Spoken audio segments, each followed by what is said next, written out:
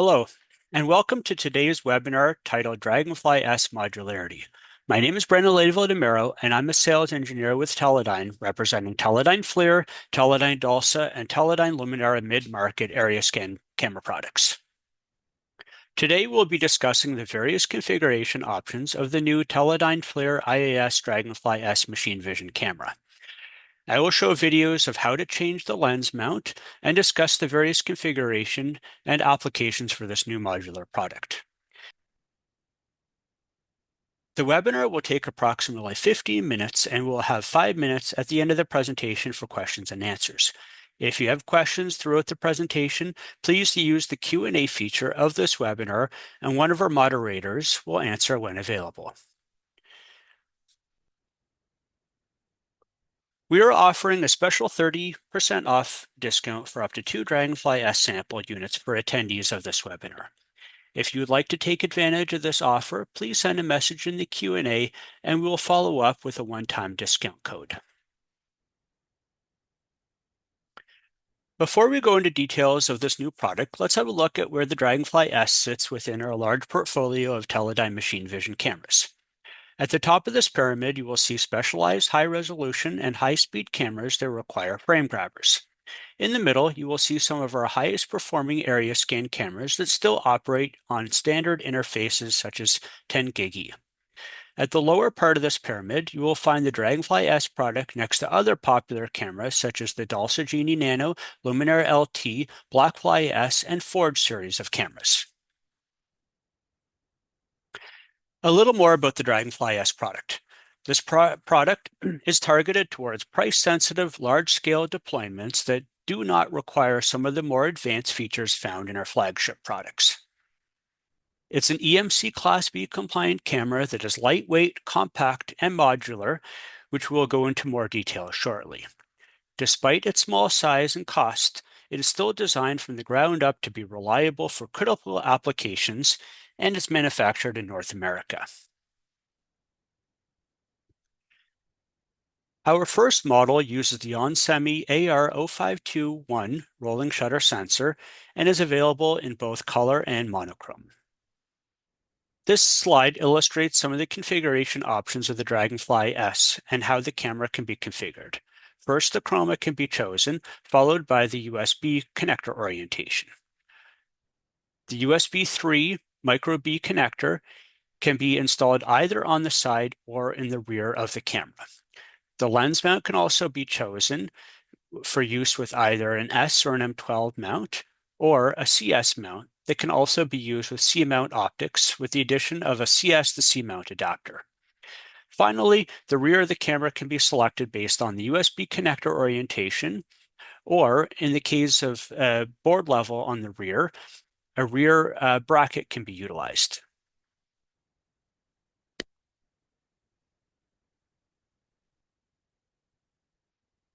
The USB connector orientation allows for simpler installation within your system. The rear-mounted USB orientation, for example, allows for installation where the height may be constrained. This is a popular choice for applications such as remote monitoring, asset maintenance, and production monitoring, factory automation, where rolling shutter can be used with strobing, for example, as well as for front-facing uncrewed aerial systems. Side-mounted USB orientation allows for installations where the width may be constrained. This is a popular choice for applications such as biometrics, eye tracking, alignment, document reading, handheld scanners, as well as uncrewed aerial system downward-facing cameras, as well as some life science applications such as cell imaging.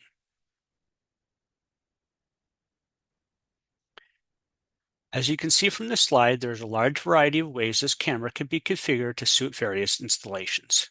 For configurations where the rear case is not utilized, thermal management needs to be considered.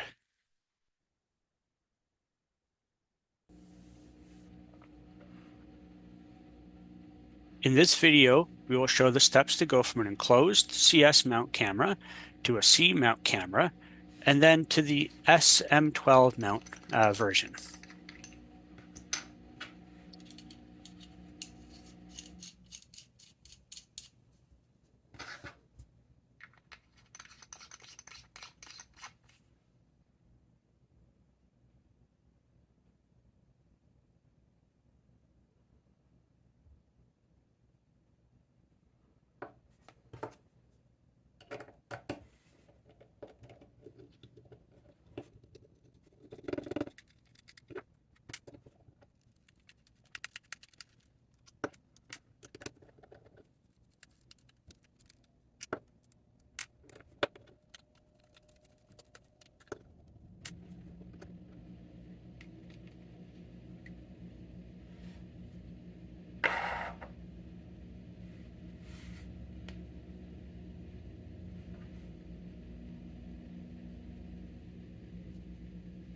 It's important to make sure that the alignment pins are lined up properly between the board and the front mount.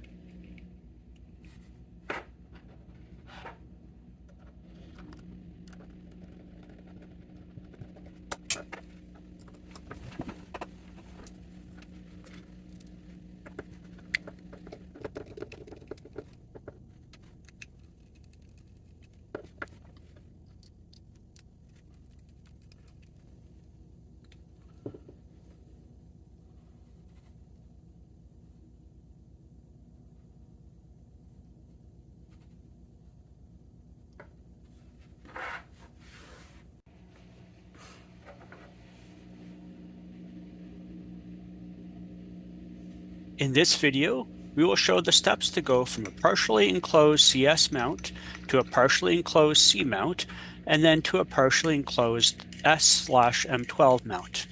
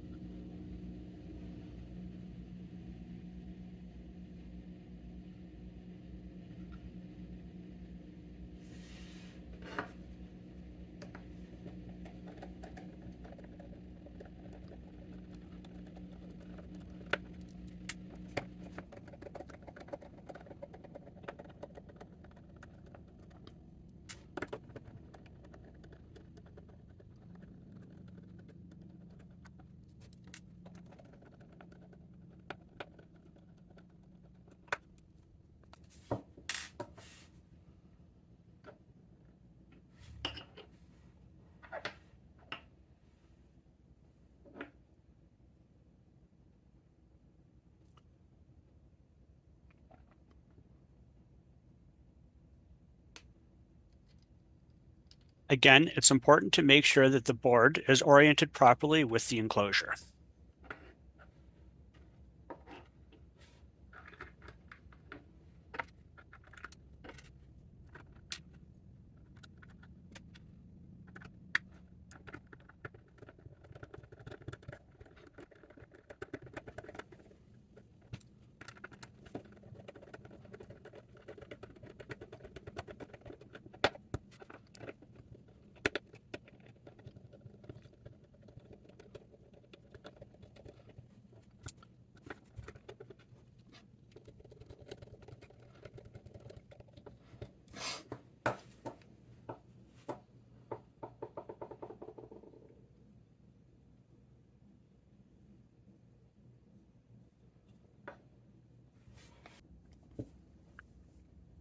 In this video, you will see how the board level camera can be used with the rear enclosure left on to be used as a heatsink. The camera can also be used as a fully board level camera for specialized applications that utilize custom optics.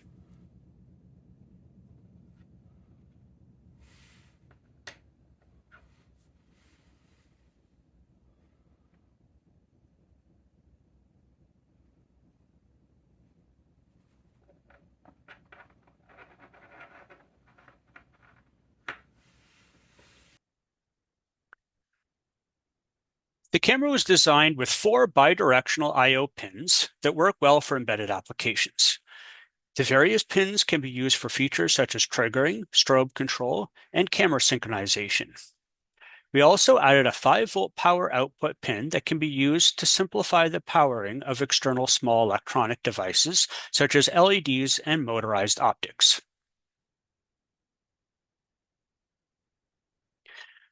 To help get customers up and running quickly, we've created an evaluation kit that can be purchased separately. This kit allows you to create all the various configurations that was discussed in the previous slides and videos. ACC010020 is a bracket that can be attached to the camera when the rear case is not used to provide strain relief on the boards, as well as holes for the locking USB cables. ACC010017 allows you to mount our camera using a standard 1/4-20 tripod for bench mount testing.